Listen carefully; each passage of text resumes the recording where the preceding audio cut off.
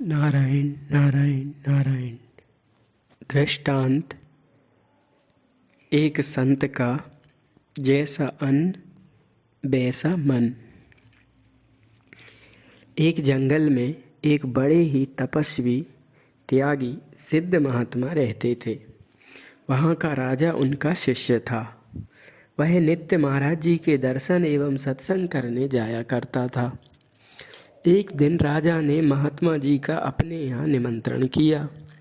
महात्मा जी ने राजा के यहाँ जाकर भोजन किया और चलते समय सबकी आंख बचाकर खूंटी पर टंगा हुआ राजा का नवलखा हार चुराकर झोली में धरकर कुटी पर आ गए।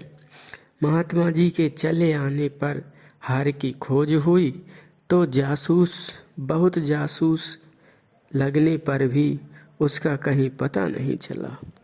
कीमती हार था अतः उसके चोरी चले जाने से राजा ने रंज में आकर अपने सभी कर्मचारियों को पकड़ मंगवाया और सबको नाना प्रकार का दंड दिया।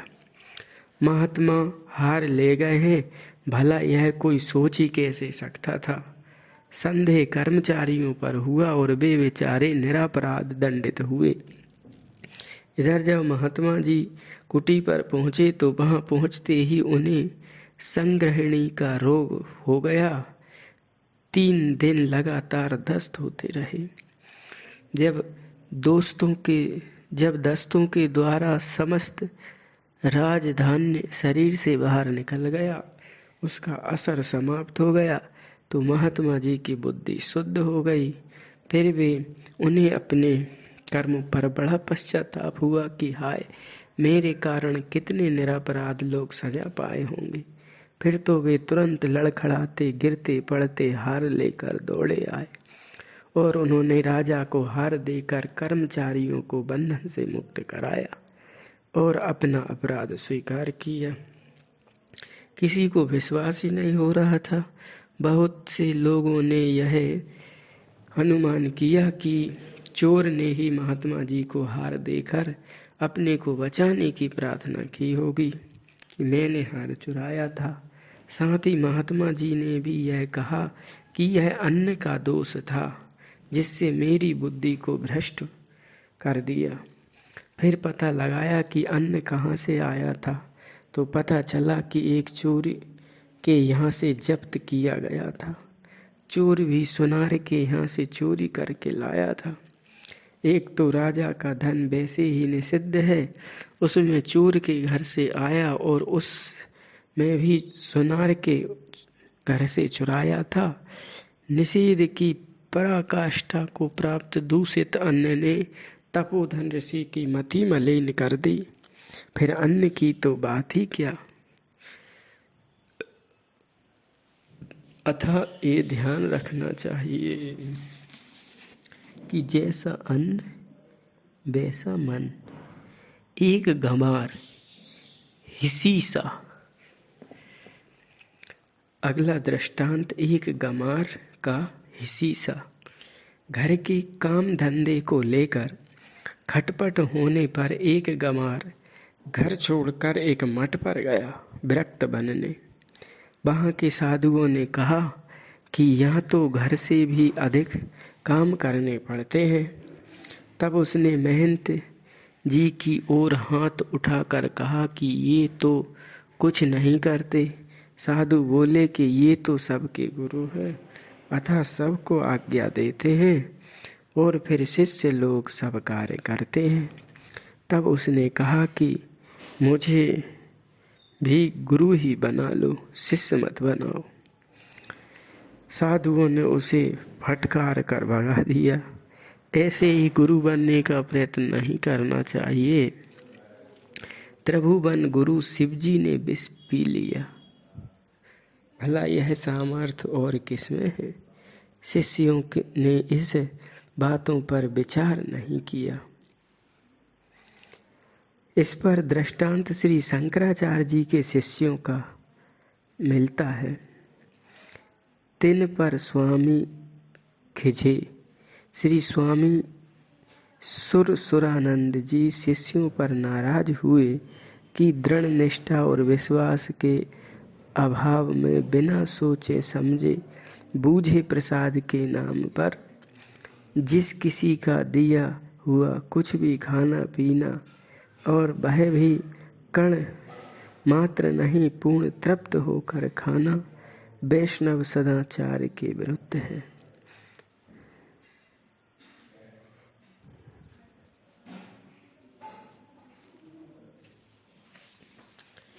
अगला दृष्टांत। एक मारवाड़ी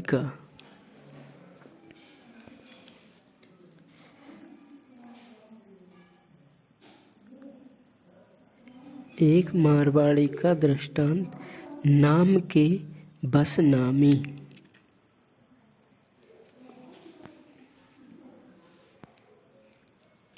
नाम के बस नामी।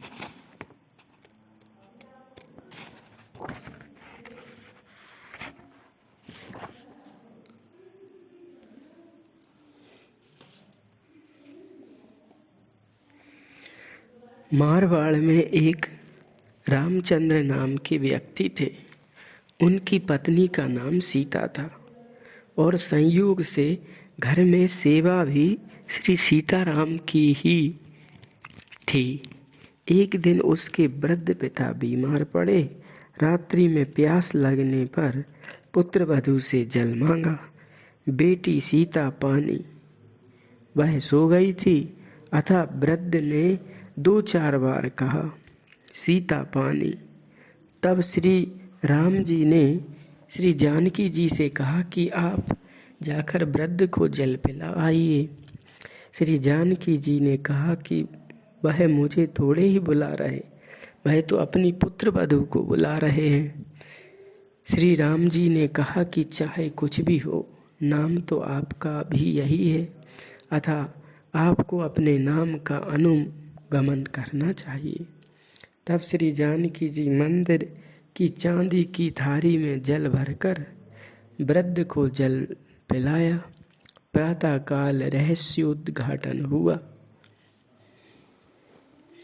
दूसरा दृष्टांत श्री अली किशोरी जी का। कहते हैं कि इनकी पत्नी का नाम किशोरी था और पत्नी में बड़ा अनुराग था। देव दुर्विपाकवश इनकी पत्नी की मृत्यु हो गई, जिससे कि इन्हें बड़ा भारी वियोग व्याप्त गया। लोगों ने बहुत समझाया, परंतु इनका विरह उत्तरोत्तर बढ़ता ही गया। अंत तो गत्वा ये इसी विरह में घर से निकल पड़े। रात दिन हाँ किशोरी, हाँ किशोरी, हाँ किशोरी रटते रहते। इसी प्रेमोन्माद में घूमते फिरते ये बरसाने आ गए। रात्रि में श्री जी के मंदिर के पिछवाड़े बैठकर पत्नी के नाम की रट लगा रहे थे। जब अर्धरात्रि हुई तो श्री ठाकुर जी, श्री किशोरी जी, राधा जी ने कहा कि देखो, कोई आपका नाम लेकर पुकार रहा है। श्री राधा जी ने कहा कि वह तो अपनी पत्नी के विरह में उसी का नाम ले रहा है। श्री ठाकुर जी ने कहा कि आप भी तो श्री किशोरी नाम से पुकारी जाती हो और यह आपके समीप आकर आपका नाम ले रहा है, तो नाम की लाज तो आपको रखनी ही पड़ेगी। तब श्री जी ने आकर उनको दर्शन दिया।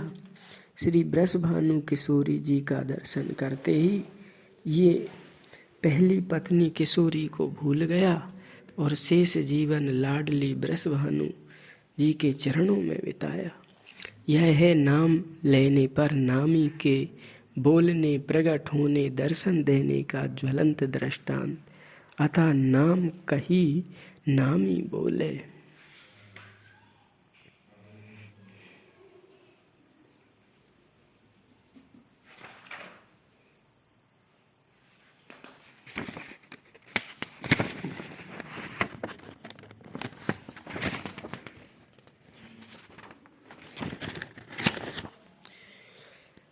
अगला दृष्टांत गुरु चेला का।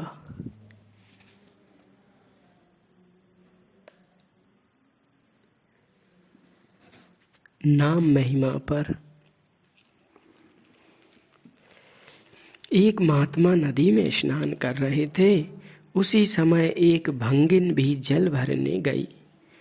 उससे जल भरा कलश नहीं उठा तो उसने महात्मा जी से प्रार्थना की, कृपा कर मेरा कलश उठवा दे।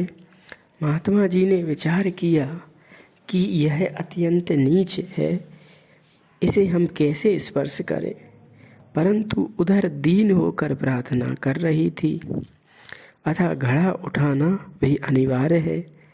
तब उन्होंने यह युक्ति निकाली कि पहले इसे श्री राम नाम के द्वारा शुद्ध कर लूं, फिर घड़ा उठाऊं। ऐसा करने से हमें दोष नहीं लगेगा और इसका भी कार्य हो जाएगा। अतः महात्मा जी ने उससे 3 बार श्री राम नाम उच्चारण कराया, फिर घड़ा उठवा दिया। उधर महात्मा जी के गुरुदेव मानसी में भगवान का ध्यान कर रहे थे तो उन्हें ऐसा अनुभव हुआ कि प्रभु का मुख कमल एकाएक रूखा हो गया। तब पूछा, जय जय प्रभु, आपके श्री मुखारविंद पर रुखाई क्यों आ गई? तब भगवान ने कहा कि आपका चेला आज तक मेरे नाम की कुछ भी महिमा नहीं समझा। उसने एक भंगिन को शुद्ध करने के लिए 3 बार मेरे नाम का उच्चारण कराया। मेरा तो एक नाम ही अनंत पापियों के पापों को नष्ट करके उन्हें परम पावन कर बनाने में समर्थ है। यथा पाई न केहि गति पतित पावन, राम भज सुनु सठ मना। गणिका अजामिल ब्याद गीद, गजादि खल तारे घना। अभीर जमन किरात खस, स्वपचादि अति अघ रूप जे। कही नाम बारक ते पिपावन, होहि राम नमामि ते। तब श्री गुरुजी ने चेला को बुलाकर नाम का महत्व समझाया। वैसे ही श्री कबीरदास जी ने कहा, नाम भास काम करे।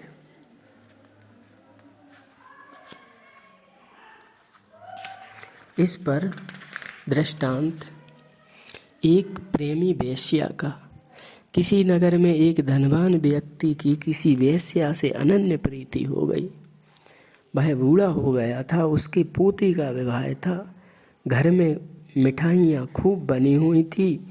उस बूढ़े ने जैसे तैसे युक्ति करके एक पोटली मिठाई की बांधी और उसे वेश्या के पास लेकर पहुंचा।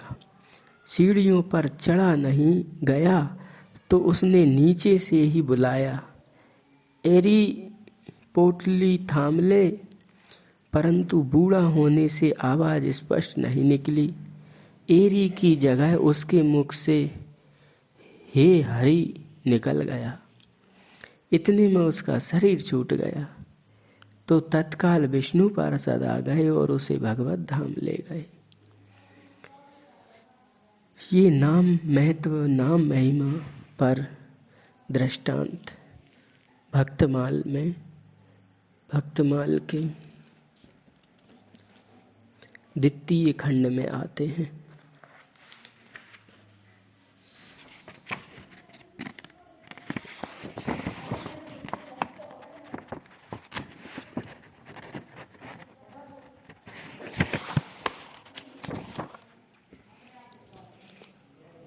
दृष्टांत एक पंडित जी का। सामयिकी भाषा। सामयिकी भाषा।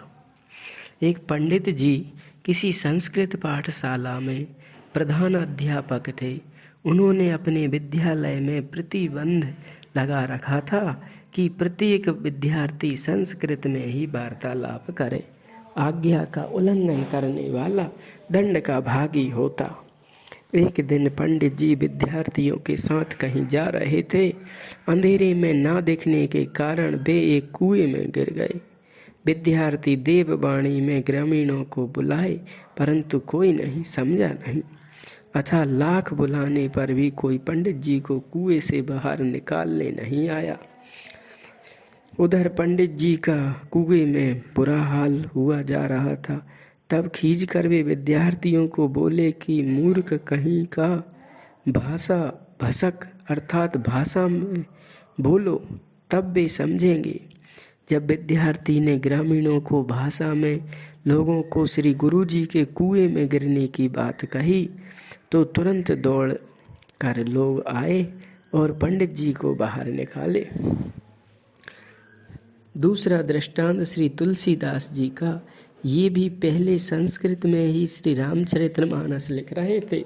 तब श्री शिवजी ने साक्षात प्रकट होकर भाषा में ग्रंथ लिखने का आदेश दिया।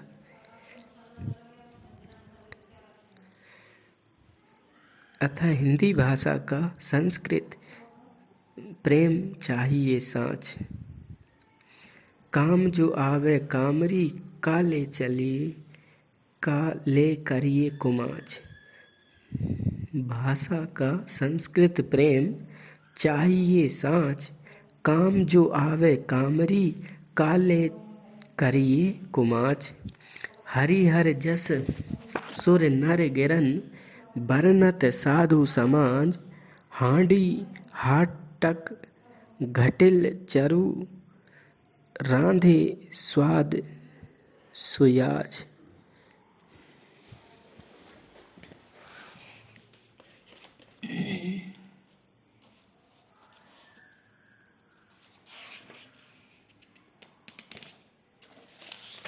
अगला दृष्टांत एक महात्मा का।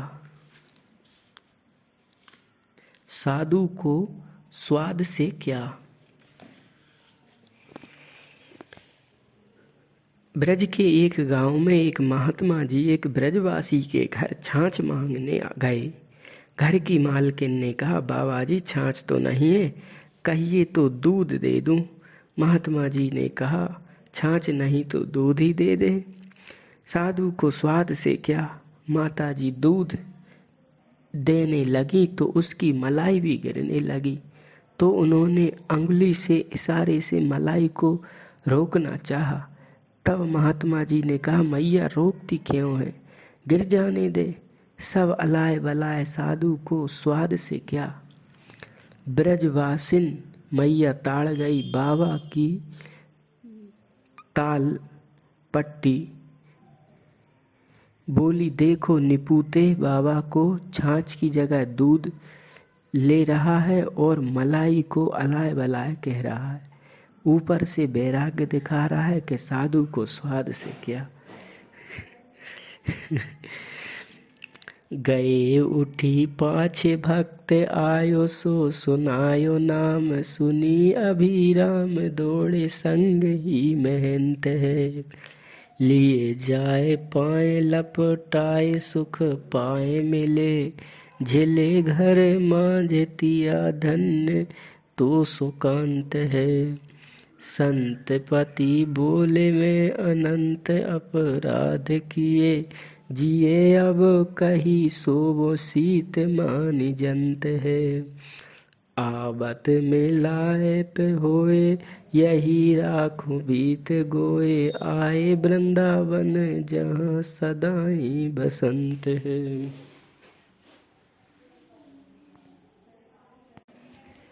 अवैष्णव नारी दृष्टांत अनमेल संबंध। किसी गांव में एक भक्त जी रहते थे। वे संतों की खूब सेवा करते, अतः उनके यहाँ संतों का आवागमन बना ही रहता था। परंतु उनकी पत्नी बड़ी ही कर्कश थी। वह संतों को देखकर जला करती थी, पति से झगड़ती थी, नित्य प्रति नए नए उपद्रव खड़े किए रहती थी, जिससे संत सेवा बंद हो जाए। एक दिन उसने ऐसा त्रिया चरित्र किया कि भक्त जी कहीं बाहर गए हुए थे। इतने में संतों की जमात घर पर आ गई। संतों को देखकर वह कुटिला स्त्री रस्सी और मूसल को घर के कोने में छिपाने लगी।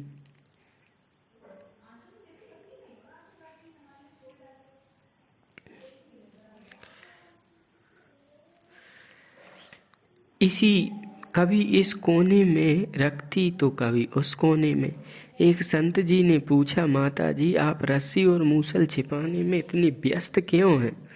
उसने मुंह उदास करके कहा, महाराज मेरे पति देव का दिमाग खराब हो गया है। घर जब कोई संत आते हैं तो उसे रस्सी से बांधकर मूसल से मारते हैं। आप लोगों पर तरस खाकर मैं इसे छिपा रही हूँ। वे अब आने ही वाले हैं। यह सुनकर संत डर के मारे वहां से भाग चले। थोड़ी देर में उसका पति आया तो देखा कि संत हमारे घर से लौटे जा रहे हैं। उसने पत्नी से पूछा कि संतों को तुमने रोका क्यों नहीं? उसने झल्ला कर कहा, तुम्हारे संत भी खूब रहे, वे हमसे रस्सी और मूसल मांग रहे थे, भला मैं यह उनको कैसे दे दूं? तो अपने घर का काम कैसे चलेगा?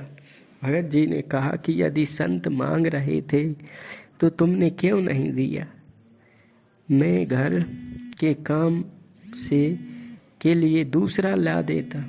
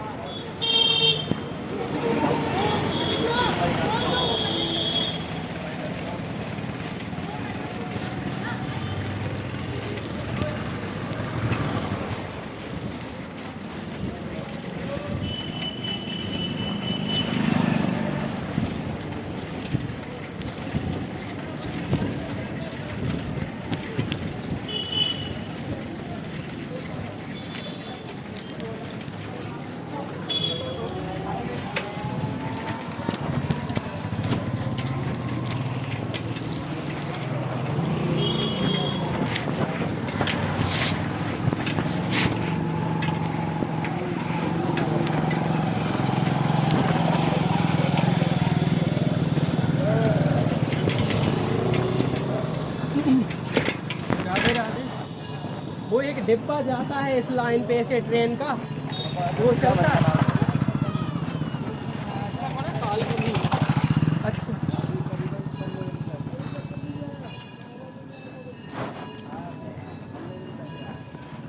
तो सवारी नहीं ले जाती।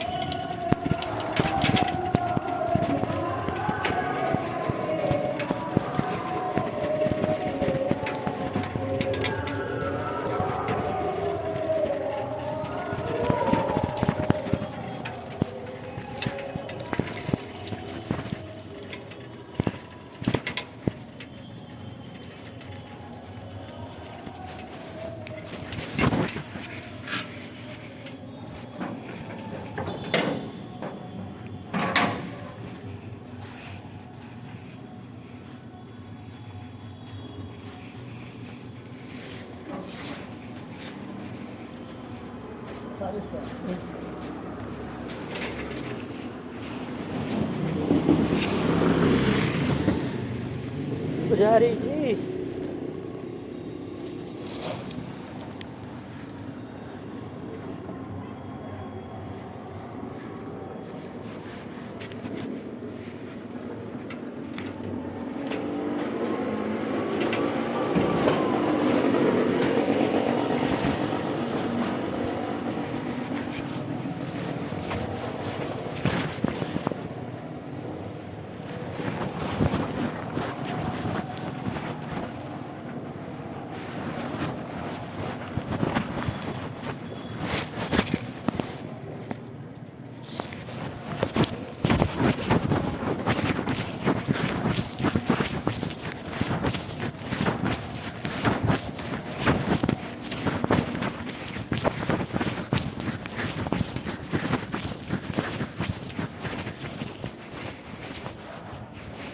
राधे राधे माता जी।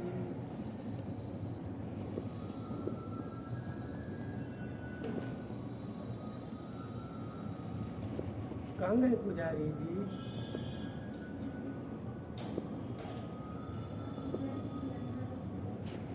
गेट पे कोई खोल ही नहीं रहा है।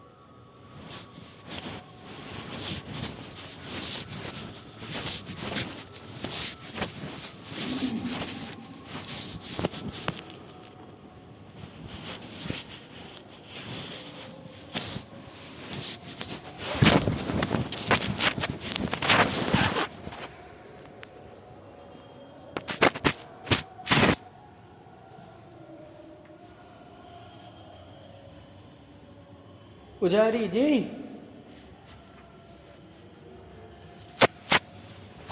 ओ जी,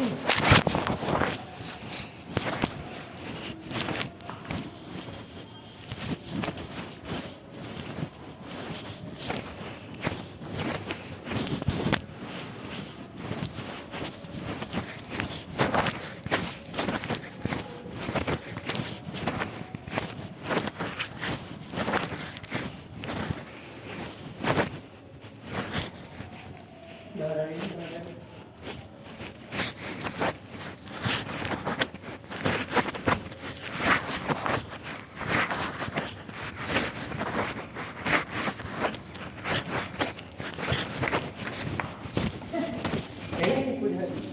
पुजारी बाहर देने वाला था, ऊपर निकलना।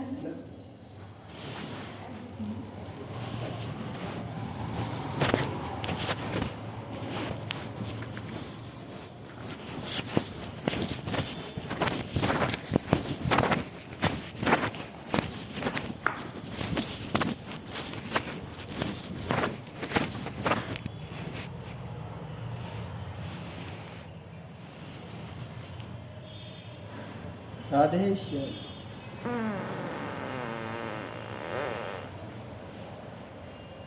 पुजारी जी,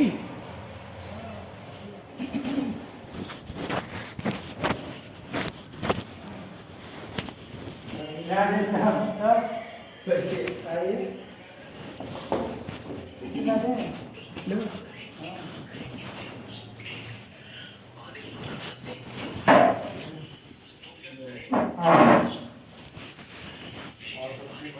जी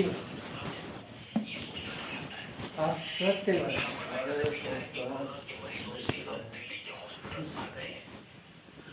कोरोना से मरने वालों की तादाद मई जून के महीने से ज्यादा हो गई है। जून में जब कोरोना पीक पर था, ये वो वक्त था जब दिल्ली में सब लोग कोरोना से परेशान थे, दहशत में थे। लेकिन अब पिछले 10 दिन से दिल्ली में कोरोना से मरने वालों की फिगर हर रोज करीब 100 हो गई है। और महाराज जी उन बस्तियों में भी नहीं जा रहा है जहाँ गरीब आदिवासी रहते हैं। मौत का तांडव देखने लगा है। कब्रिस्तानों में जगह नहीं बची, सरकार के लिए लाइनें लग रही है। अलग से दिगंबोध घाट पर कोरोना की वजह से मरने वाले 20 से 25 लोग का अंतिम संस्कार रोज हो रहा है। मैंने वीडियो भेजी थी पुजारी जी को, जिसमें ये प्रमाणित किया गया था वैज्ञानिक शोधों से कि ये देश को बर्बाद करने के लिए षड्यंत्र है पूरे विश्व स्तर का। उसमें वीडियो काफी थी। कोरोना की वजह से जिस तरह से मौतों का आंकड़ा बढ़ रहा है, उसके बाद लकड़ी से भी जलाने की मंजूरी देनी पड़ी। मुंबई में है, इधर महाराष्ट्र मोदो है। अगर नवंबर महीने की बात करें तो हमारे उत्तर दिल्ली नगर निगम में जितने भी शमशान घाट है, कब्रिस्तान है, उसमें एक मुख्य जो हमारा निगम घाट है, उसकी बात करें तो लगभग 250 से 3-4 जगह है। सही विचार आपका, बिल्कुल सही निर्णय पकड़ा। लगातार मौतों का आंकड़ा बढ़ता जा रहा है। कोरोना है तो उसको करेंगे कि तो पैसा लेंगे, कोरोना करेंगे तो निगमबोध घाट को अभी हमने 2 हिस्सों में बांट दिया है। जैसे कोविड वाले जो रहते हैं उसका अलग संस्कार हो, वो सारी व्यवस्था ठीक प्रकार से चल रही है। हमारा जी बैंक में जिनका पैसा है उन्हें भी खतरा है, बैंक के पैसा नहीं देंगी, ऐसा मैसेज आ रहा है। उनके पैसे डूब सके। जो दिक्कत शमशान घाट में है वही दिक्कत कब्रिस्तान में है। दिल्ली के कब्रिस्तानों में तो जगह कम पड़ने लगी है। हमारे संवाददाता आज दिल्ली में आईपीओ के बाद ऐसे निकाले ही नहीं ठेका से मरने वाले लोगों को दफनाने के लिए अलग से करीब 10 बीघा जमीन कोई आरबीआई ने निर्देश दिया किसी बैंक को तो अब पैसे नहीं देना, नोटिस आ रही है। ऐसा मैसेज आया है कि अगले 20 दिन में ये कब्रिस्तान पूरी तरह भर जाएगा। 20 दिन के बाद कब्रिस्तान में नई जगह खोजनी होगी। लेकिन सबसे बड़े कब्रिस्तान का ये हाल है कि पिछले कुछ दिनों से अचानक नहीं लगा हुआ है। डेड बॉडीज आ रही है, इसकी संख्या में इजाफा हुआ है। परेशान है यहाँ के जो मैनेजर हैं वो लोग कि किस तरह से कोप अप किया जाए। देख सकते हैं सिर्फ इतना हिस्सा यहाँ पे खाली रह गया है और ये कहा जा रहा है कि जिस रफ्तार से मौत हो रही है उससे अगर आप देखिए तो बमुश्किल 1 महीने में ये फुल हो जाएगा। उसके बाद वैकल्पिक किसी और व्यवस्था का इंतजाम करना पड़ेगा। तैयारी यहाँ पे ये होती है कि पहले से ही कब्र खोद दी जाती है, जिस हिसाब से इनके पास इंफॉर्मेशन प्रोवाइड की जाती है डॉक्टर्स के द्वारा, और जैसे ही डेड बॉडी आती है अंतिम संस्कार कर दिया, दफना दिया जाता है। एक चीज जो मैंने खुद महसूस की है वो ये है कि पहले जो लोग आते थे वो सावधानी बरतते थे, लेकिन वो अब सावधानी नदारद है और शायद यही वजह है कि दिल्ली में कोरोना का ग्राफ लगातार बढ़ रहा है। मैं सब कुछ तैयार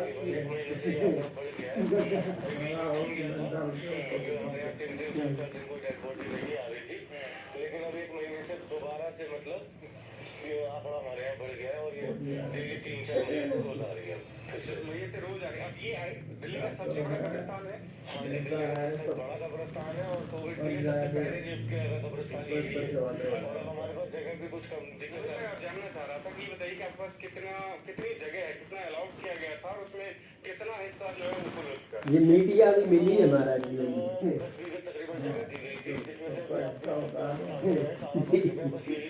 एरिया रह गया है।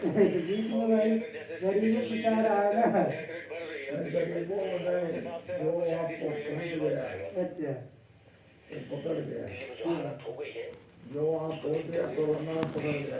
परेशान है, होम मिनिस्ट्री परेशान है, केंद्र सरकार के हेल्थ मिनिस्ट्री परेशान है, अमित शाह पूरी घटनाओं पर नजर रखे हुए हैं, मॉनिटर कर रहे हैं और हेल्थ मिनिस्ट्री से बताया गया कि पिछले 2 हफ्तों में जिस तरह से बाजारों में भीड़ लगी, गरीब नहीं मर रहा है बेचारे देश तो तेरा कलर कोरोना पेट की भूख तो मिटे देखो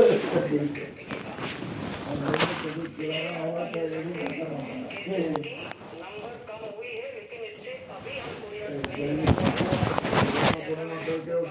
लेते हैं सावधान वर्ग को और बड़े आदमी उसके परिणाम अभी हम इस सप्ताह में और अगले सप्ताह में देखेंगे। हालांकि पिछले 24 घंटे में दिल्ली में केवल 3,794 के लगभग केसेज आए हैं, लेकिन उससे 2 दिन पहले हमने 6,900, 8,000 ये लेवल भी देखे हैं, तो इसलिए इसको अभी और देखने की आवश्यकता है। स्वास्थ्य मंत्रालय का कहना है कि बाजारों में भीड़ बढ़ने से, लापरवाही बरतने से कोरोना बढ़ा है और चूंकि हालत लगातार खराब हो रही है, मरीजों की संख्या बढ़ रही है, इसलिए सरकार को नए इंतजाम करने पड़े हैं। दिल्ली में ज्यादातर प्राइवेट हॉस्पिटल्स में बेड फुल है, आईसीयू में बेड की कमी है और डॉक्टर्स की भी कमी है। एक महाराज जी डॉक्टर साहब है गाजियाबाद के, 1 रुपया खर्चा किए बिना भी कोरोना का पेशेंट ठीक कर रहे हैं, वीडियो में आया होगा।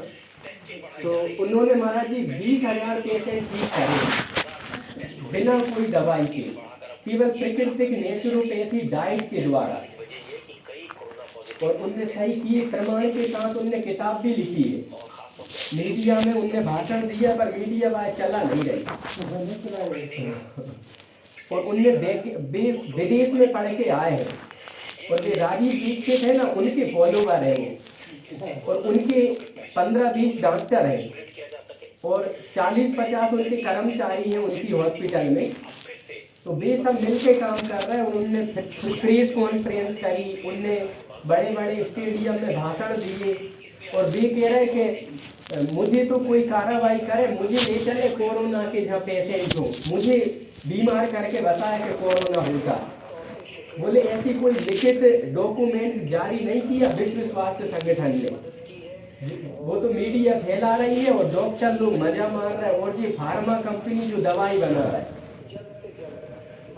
अच्छा, अब भी जा कह रहे हैं कि जो ये आ रही है वैक्सीन, जहाँ से बांझ हो जाएंगे, नपुंसक हो जाएंगे स्त्री पुरुष और उनको नई बीमारी चेतेंगी जिनसे और नई दवाइयाँ लॉन्च होंगी और फिर लोगों को तन धन बर्बाद करा जाएगा षड्यंत्र के द्वारा, वैक्सीन रोक देगी। मुसलमान सुन जाएंगे तो मर जाएंगे, मगर नहीं भी दवा खाएंगे। मुसलमानों को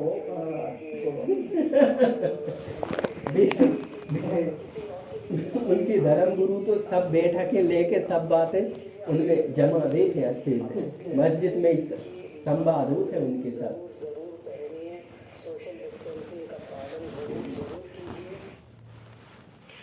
मेरे हालात कैसे बिगड़े, क्यों बिगड़े, ये मैंने आपको बताया। दिल्ली सरकार क्या कहती है, केंद्र सरकार क्या कहती है, ये भी आपने देखा सुना। लेकिन सरकार का दूसरा दावा भी सुनिए, जो बिल्कुल उल्टा है और हैरान करने वाला है। सरकार का दावा है कि पूरे देश में कोरोना काबू में आ रहा है, बस दिल्ली में बेकाबू हो गया।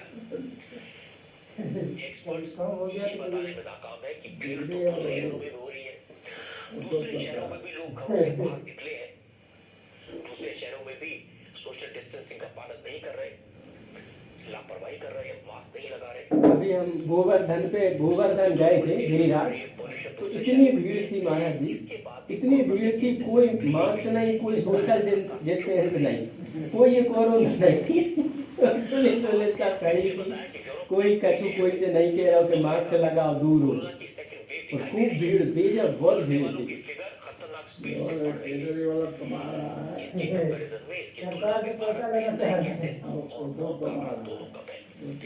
भारत की स्थिति दूसरे देशों की तुलना में बेहतर है। केवल पिछले सप्ताह के आंकड़ों को देखें विश्व भर में, तो हमारे देश में 211 नए केस हो रहे हैं,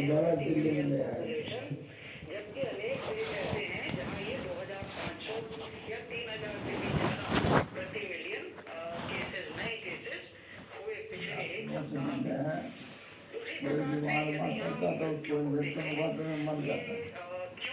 है डेथ पर मिलियन पॉपुलेशन, तो हमारे देश में 94 मिलियन है, जो कि अभी भी विश्व के काफी कम मृत्यु वाले देशों में से है। अनेक विकसित देश ऐसे हैं जहां ये 600, 700 और उससे भी ज्यादा प्रति मिलियन पॉपुलेशन का है।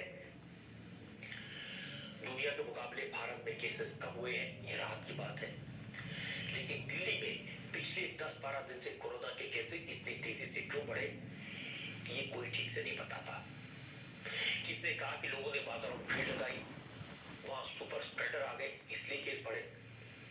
किसी ने कहा कि दिल्ली में पॉल्यूशन है, इससे सांस की बीमारियां होती हैं, और जब सांस की तकलीफ होती है, लंग्स कमजोर होते हैं, तो कोरोना वायरस और तेजी से फैलता है। किसी ने कहा कि केसेस इसलिए बढ़ गए क्योंकि दिल्ली में सर्दी बढ़ गई है। किसी एक आदमी को वायरस होता है तो लोग घर के अंदर होते हैं, एक दूसरे को घर में वायरस ट्रांसफर कर देते हैं। अब जरा सोचिए, दिल्ली वाले करें तो क्या करें, घर से बाहर निकले तो कोरोना, घर में बैठे हुए तो कोरोना, खिड़की खोलकर सांस ले तो हवा में जहर, उत्तराखंड बाहर निकले तो खांसी जुकाम का डर। नहीं तो नहीं महाराज जी, एनालिसिस में जाने से कुछ नहीं, ना हम तो व्रत छोड़ के कहीं गए ही नहीं। मैंने वो हाँ महाराज जी, वो गए थे केदारनाथ, लोगों से मिलना जुलना, हाँ बता रहे थे उत्तराखंड यात्रा से है, दीपावली पे बात हुई थी। ऊपर लटकाए नहीं, ठीक से लगा कर निकले। क्यों केदारनाथ में तो होते हैं। उनने यही कहा कि अभी तो मैं केदारनाथ में हूँ। अच्छा, मैंने कहा बहुत बढ़िया महाराज जी, तो इतनी बात हुई, तो मैंने कहा ठीक है महाराज जी, शुभ दीपावली। केदारनाथ से कैसे बात हो गई? तो महाराज जी बद्रीनाथ होंगे शायद, पर बात तो भाई हुई थी, बोले मैं यही मंदिर पे ही हूँ। केदारनाथ तो बहुत ऊपर है ना, वहाँ हो सकता है तो बद्रीनाथ हो, पर उन्होंने यही कहा था केदार या बद्री दो में से कहीं ना कहीं थे।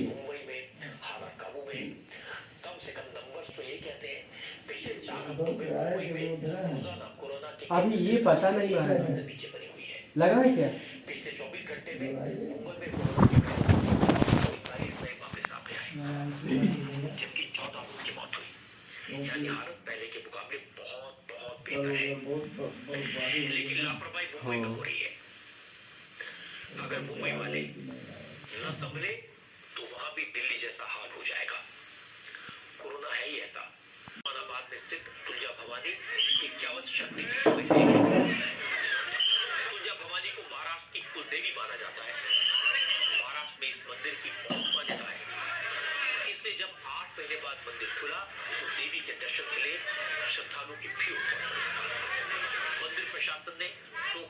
ऐलान किया था। सोशल डिस्टेंस ये चालू करने में बंद करने में ज्यादा इसमें दिक्कत होता है। ना महाराज जी, इशारे के काम है सब इसमें, मात्र टच करने से ही सब जी। इसमें विशेष सुविधाएं मिली महाराज जी, क्योंकि ये महंगा वाला दिलाया उन महाराज जी ने। नहीं, पिछला जो था ना उसमें थोड़ी कम सुविधाएं थी, कम सस्ता था ना वो। ये महंगा होने से इसमें विशेष सुविधाएं आई। ये कितने का है? ये महाराज जी 10 से ऊपर का है। 10 से ऊपर का है। एक ऐसे ढक्कन भी होता है, वो ढक्कन हाँ होता है महाराज। वो कितने का मिलता है? 150 का आता है, इसी पे चढ़ जाता है। अच्छा, इसी पे चढ़ जाएगा। हाँ वो चढ़ा देने से तो ये सुविधा रहेगी, हाँ। गिरेगा तो फूटेगा नहीं। बिल्कुल महाराज जी, ये तो कंपनी ने भेजा था, इस पे एक चढ़ा है ये बकाया। वो अलग से 150 का चढ़वाओ तो ये भी सुरक्षा हो जाती है। हाँ हाँ। यानी सब मिल के 10-12 हजार लगेगा तो ठीक मिल जाएगा। हाँ महाराज जी, 3000 से शुरू है मोबाइल और 50,000 तक, 1 लाख तक है। 3000 में क्या लेना है, जब लेंगे तो कम से कम 10-12 हजार। बिल्कुल, हमने पहले 7 का लिया था महाराज जी। हाँ, वो बंधन ने पटक दिया तो महाराज जी ने कहा कोई बात नहीं, सब ठाकुर जी के हैं यहाँ परिकर पटक दिया तो कोई दिक्कत नहीं, तुम्हें ठाकुर जी दूसरा दिलवा देंगे। कुर्सी रहे बैठे हैं कब तक। महाराज जी, अपने दीपावली के दूसरे दिन आना था तो वो बिना नहीं बन पाया, वो साइकिल ले गए तो फिर मैं रह गया। आज सुबह, आज इनका पोल गया था पुजारी जी का, तो मैंने सोचा शायद भगवान ने इच्छा करी, अब आप दर्शन हो जाएंगे तो मैं आ गया। दीपावली के दूसरे दिन तो यहाँ होता अनुकूल था ना जी सब विजिट है, इसलिए नहीं किया होगा। जी, ये आज सुबह। आज जी तो कल तो अनुकूल था ना। ना अनुकूल के तो 2-3 दिन हो गए। दीपावली के दूसरे दिन तो होता है अनुकूल। हाँ, और आज तो महाराज जी बिल्कुल क्लोज हो गई। हाँ, गणेश चतुर्थी है, कल लाभ पंचमी है। लाभ पंचमी कहा जाता है। हाँ, वो 5 आती है जो वो।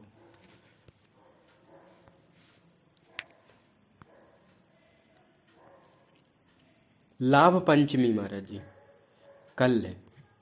क्या चीज का लाभ होता है?